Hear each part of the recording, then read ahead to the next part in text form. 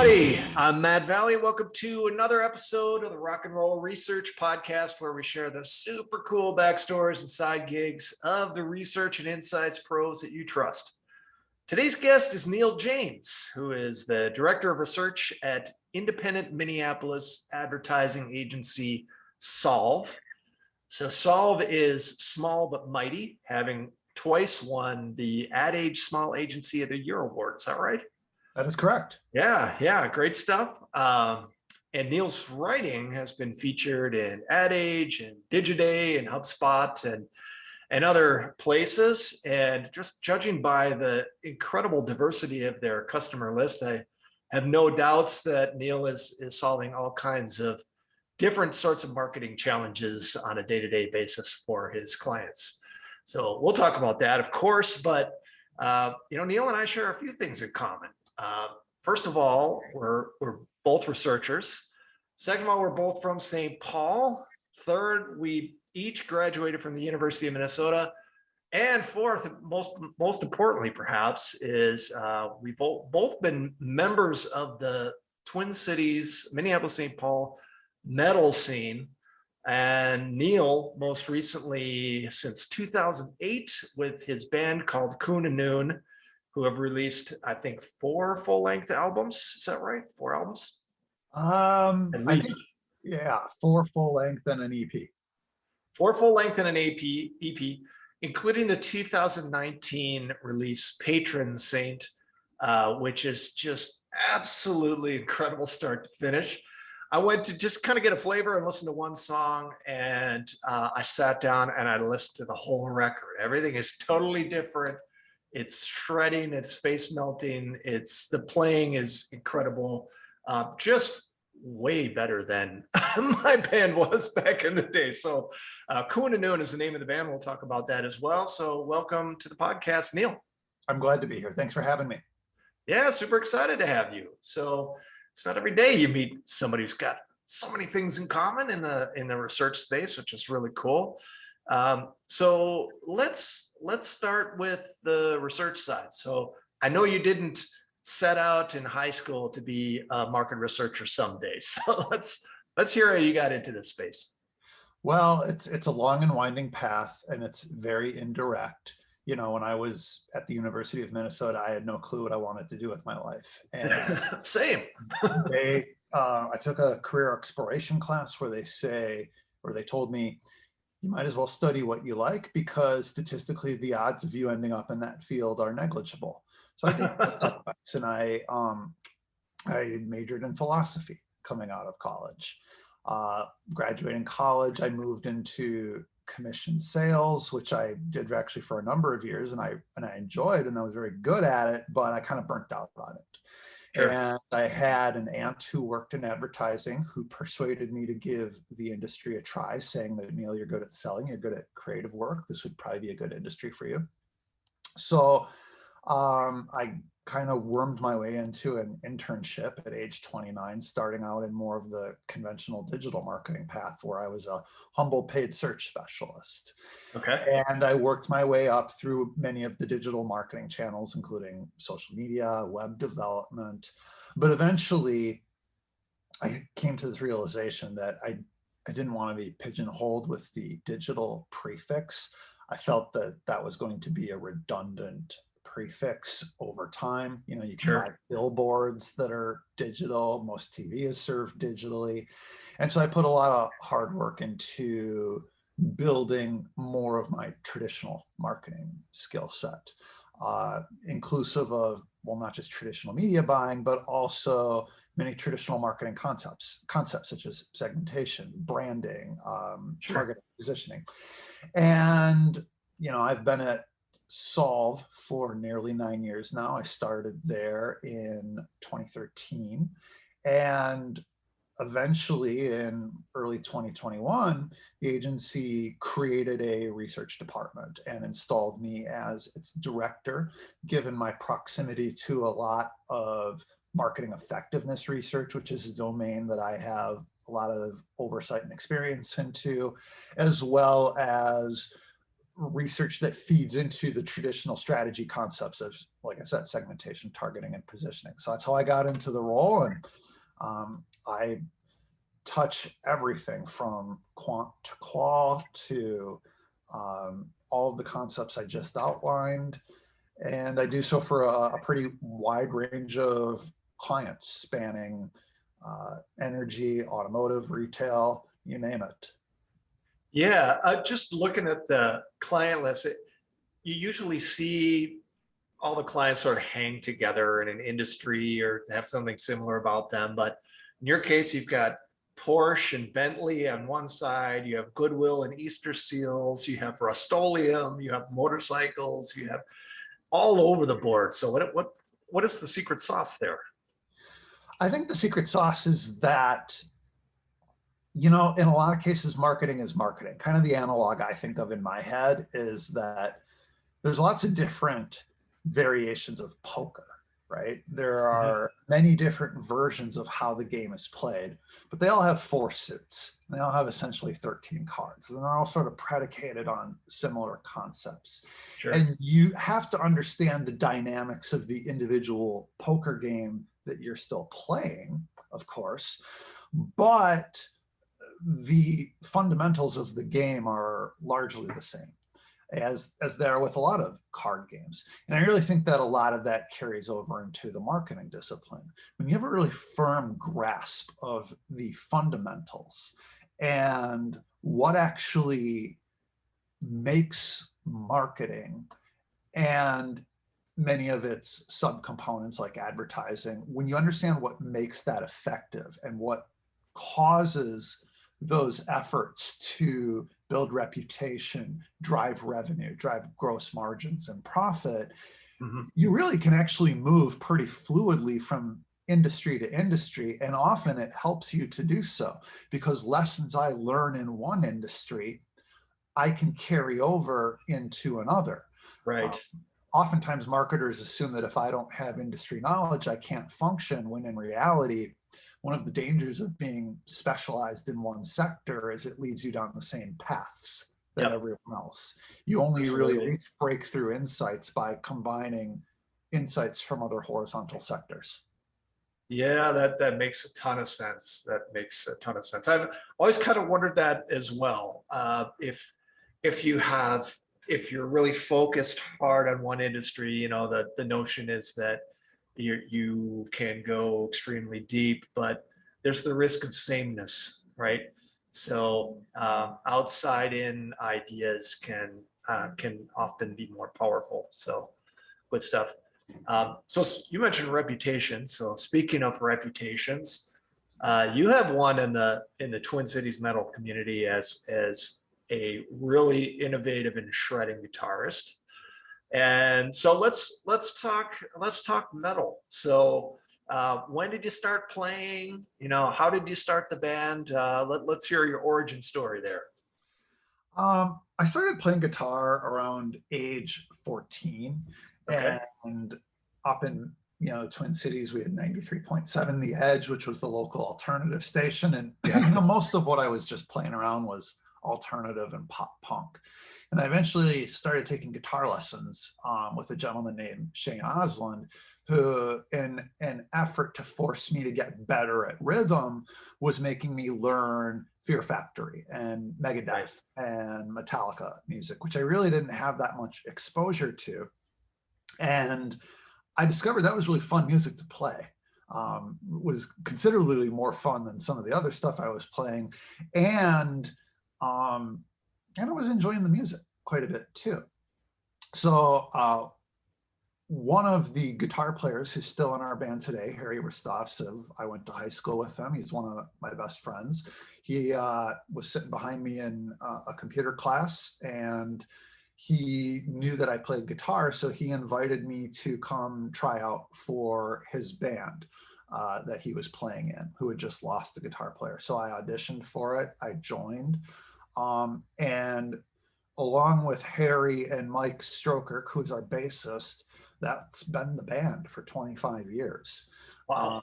We've gone through a few drummers. Our drummer, Jake, has been with us for about 15 years now. Prior to that, we kind of went through a few of them, but Jake's been with us for about 15 years. And the other significant change is that up until about 2007, I was the singer of the band. Right. And then, because we brought in a new singer in 2008. We weren't actually really looking for a new singer. Julie, the singer who's on most of the material that you can hear from us on Spotify, actually was a singer of a band out of Eau Claire that we did a lot of shows with.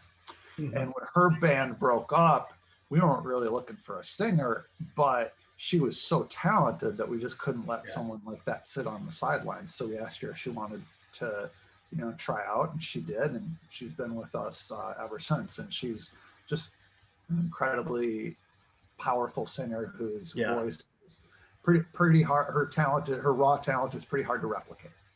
Yeah, absolutely true. It's creates this emblematic sound, and she can do so much with her voice. It's really something else. I can understand how you just were opportunistic and said, all right, hey, you're in. Cool. So tell us about the name Cwn Annwn. I know it's spelled CWN ANNWN, and I think it's from Welsh mythology, if I'm not mistaken. So where does that come from? Oh, you're correct. Mike, our bass player, when he was in high school, he had a German teacher who was big into mythology. And that teacher said, I always thought Cwn Annwn would be a good band name. And I mean, that's basically where it came from. And so we adopted it. At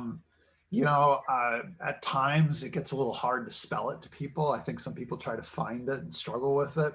Yeah. But at the same time, it is distinct. Doesn't get mistaken for anybody else. Nobody confuses it with anything. So that's where it came from. All right. And Cwn Annwn, it means literally like hounds of the netherworld or hounds of hell or something like that, right? Yeah, basically. Yeah, cool. All right. So what's next for you guys? You've been playing for a long time. What's next? Well, we've been on a bit of a hiatus since the COVID pandemic. We started playing together when we were 18 in 1998. Now pretty much everyone in the band is over 40. So it is, we've certainly accomplished a lot. We've played with a lot of metal acts, a lot of big national acts, and we're very proud of what we accomplished. And now at this stage, we're really only doing stuff if we want to do it, and if it's interesting and fun to us. Sure. It's not a every weekend thing like it used to be. We are working on a separate side project, which is going to launch probably in the next month or two. Can't divulge details on that until that's all fully set up and good to go.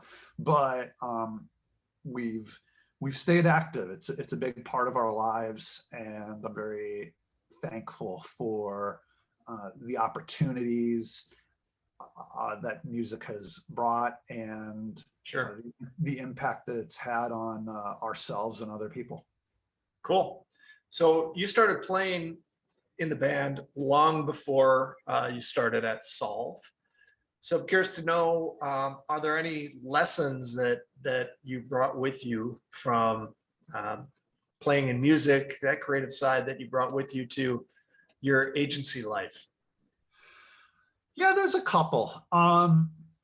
More later than earlier. The biggest lesson is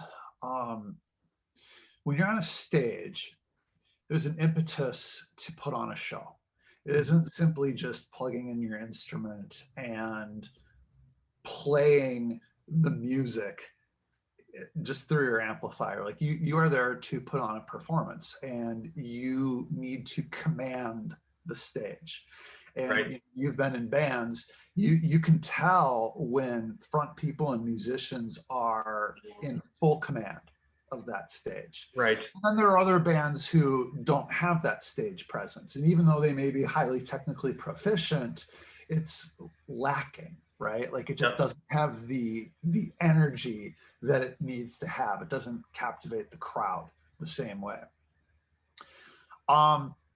And one of the things you'll sometimes find in the marketing world, inclusive of research, is that there is sometimes a little bit of a fear of style over substance, right? Nobody wants the person to be the person who's all showmanship and doesn't have any cattle to go with their hat. Right. And I think that's a false choice. I think that the most effective people who operate in our space have command of both style and substance. Yep. Because you do need to have the technical chops and precision to be able to perform this craft, whether Sure. your role is in research as mine is, whether you operate in a creative space. You do need to have the technical skills, but you also have to be able to communicate those skills and what you've produced in a way that is digestible, and in a way that is persuasive, and in a way that leads your audience where you want them to go. Sure. And I think that that's ultimately what an artist is doing on stage. They're not simply just playing a composition, they're taking the audience for a ride.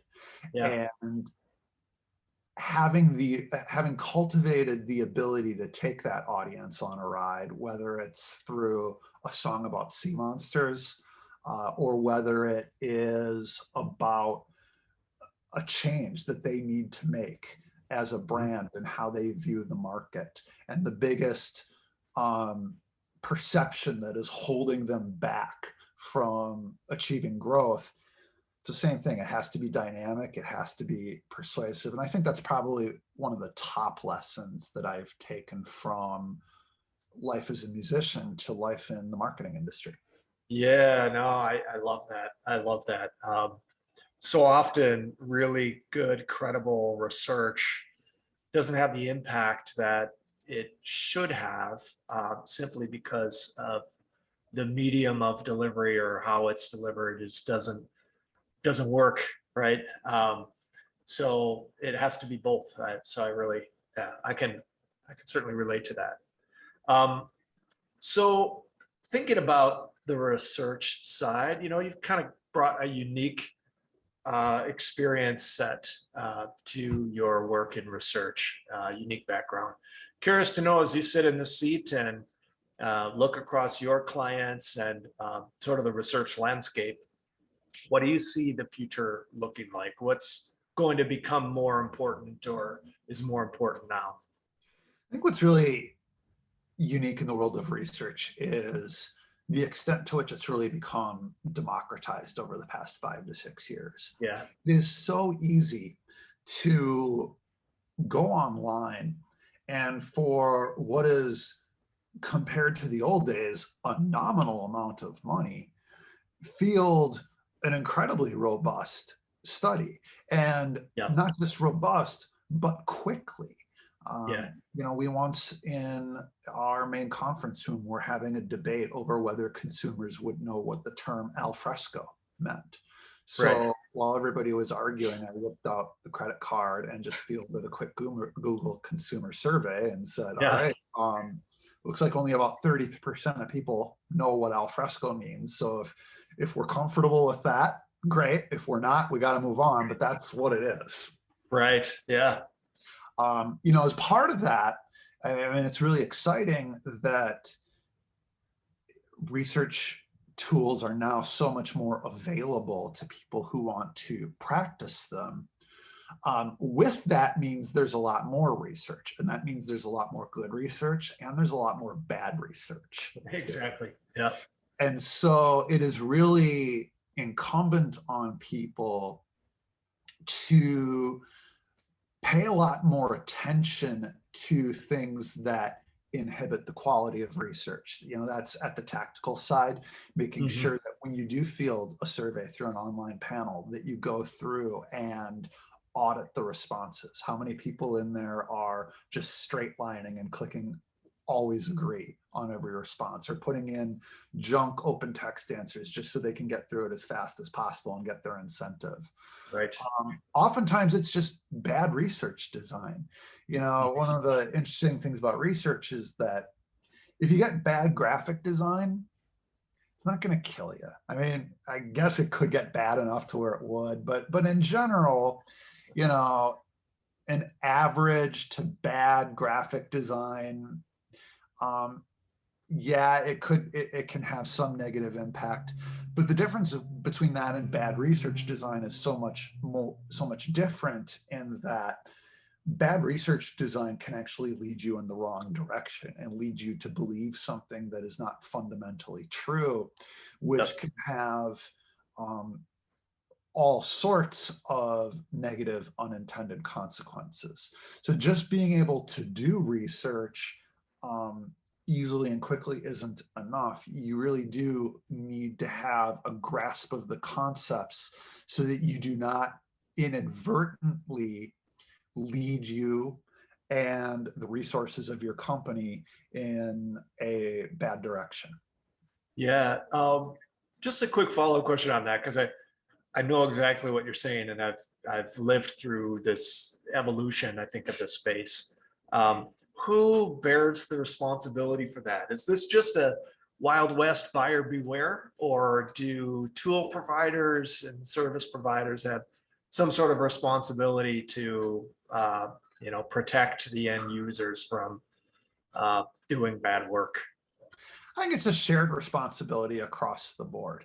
I think it starts with the client or company who is procuring research to really have a handle on what it is they want to learn, to not just simply cast a wide net that says, I have a whole bunch of broad things I want to know, and I'm going to dredge the ocean and see what comes up. That puts everybody in a tough position. And the more focused you make, and the more focused and clear you are with, here's what I don't know, and here's what I need to learn, and here's how I'm going to use it, that puts the research professional in the best possible position to succeed, because they'll know how to then best design the research, choose the tools, structure everything so that the whole process is as effective and efficient as possible. And it's, of course, incumbent on them to deliver against those promises. And I don't think there's anything that an online company can do to 100% insulate against bad actors. That's a really tough ask, particularly as things like bots become more and more difficult to differentiate from human beings.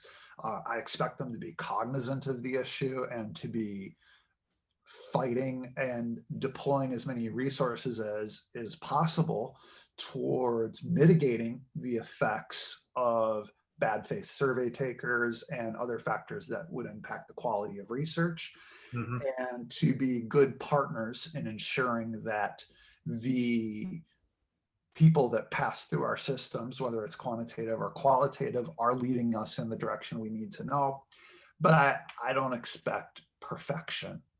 I mean, even 70 years ago, they thought Dewey defeated Truman. And so it is a social science research in a lot of these cases, and it's not medical science. It's not something that can be measured to the level of precision that I think a lot of people would prefer be measured to. So you do have to, everybody involved has to have some comfort with ambiguity and, be open to subjective interpretation of the results. Yeah. Yeah. Well said. Well said. Cool.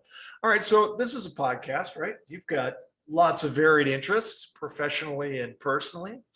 So what are some of the media sources, can be a podcast, can be whatever, that you turn to for maybe information, inspiration, or enjoyment? I mean, that covers a lot of ground. That's right. Wide open question, man. In a professional capacity, when it comes to building my marketing chops and keeping current, I have a very selective diet. Over the past, decade plus that I've been operating in this industry, I work really hard to try to keep my list to a small group of individuals or institutions that I happen to find particularly credible. You know, some of the people that I follow online include Mark Ritson, Roger Martin, Dave Trott, Tom Roach, Rory Sutherland. You know, all of those guys are very wise and insightful and have a really good bullshit detector. And I Yep. appreciate that. You know, when I get out of sort of the work realm, I tend to, you know, drift towards a little bit more of a sort of a curated oddball experience. And I'm a big fan of absurdist and surreal entertainment, whether it's, you know, like Twin Peaks in the drama format or Aqua Teen Hunger Force in the comedy format. And so a lot of what I follow online tends to fall into the realm of, like, you know, the Drills of the world or the Block Party, or, you know, stuff that is just very absurd and very strange. I've always been really drawn towards that type of humor. And of course I do, you know, try to, you know, consume as much. There's so much entertainment media out there to consume. I try to keep myself to a reasonably high quality diet of, you know, prestige entertainment and music.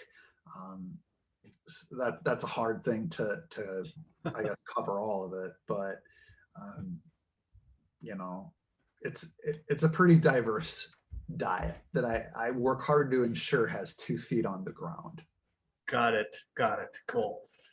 All right. Well, here's the question I really want to know, Neil. I got to know this. I'm just so curious. I don't have a whole lot of people from metal bands on the podcast, although I've had a few.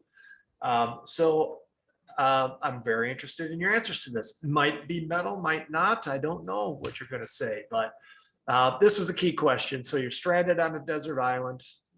You've got 3 records at your disposal to keep you company for the rest of your days of your choosing. What are those records? That's a really difficult to ask. And I would bet that, you know, if you asked me this question in a month, I could see myself giving conceivably different answers to it.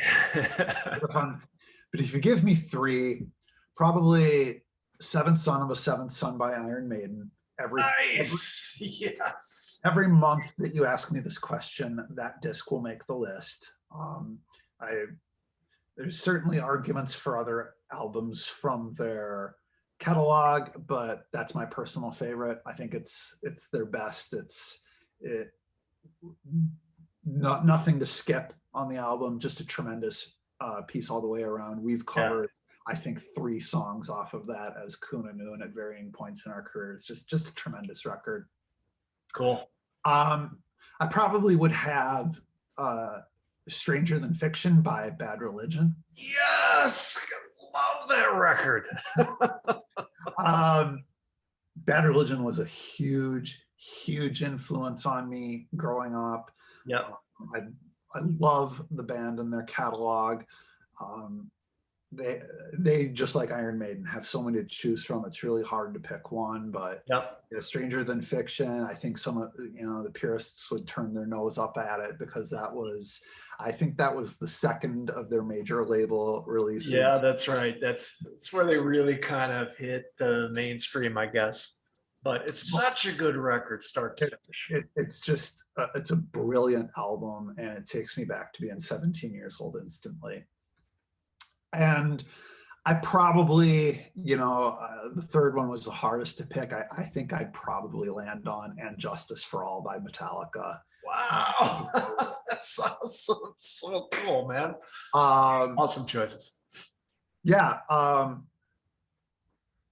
I think that it's really hard to skip a song on that album. It brings something different that Seventh Son doesn't. Boy, a lot of other good candidates for that third slot. It was hard to omit Rust in Peace or Master of Puppets. But those, that's probably where I'd land, is Seventh Son of a Seventh Son, Stranger Than Fiction, and Justice for All. So awesome. So awesome. This is clearly one of my favorite selection sets for this question. So thank you for indulging me. I got my metal fixed for the day. I think I know what I want to listen to tonight. So that's awesome. Hey, Neil, I really appreciate the time. It's been a great chat. Really insightful in terms of research, and for me, you know, talking the metal and going back to St. Paul is just always welcome. So thanks so much for the time. Let's definitely stay in touch. Rock and roll. Thanks for having me, Matt. And